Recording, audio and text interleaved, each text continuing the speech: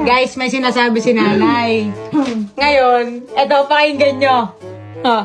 Doy, yung terrace nga, ipagawa mo. Kahit magsisigaw ka dyan gabi-gabi, hindi na ako magreklamo sa imo. Bababa na yung renta ko. Ay, hindi. Dala mo! Dala mo! Ay, Aircon ka eh. Ay, hindi! Usapan Kala, doon. iba ba yun? Iba ba Diba usapan yun? niya? Basta usapan, magsisigaw ka dyan na magsisigaw. Wala na akong pakalam sa'yo.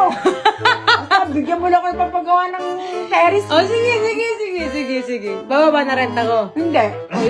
Yun lang. Eh, aircon ka nga. Iba yun eh. Iba yun usapang gano'n. Simpleng bagay. Oh, simpleng bagay. Simpleng bagay. Simpleng bagay. Akin naman ang libor noon eh. Ano? Akin yung libor ba? Akala siguro na barya yung mga hinihingi niya.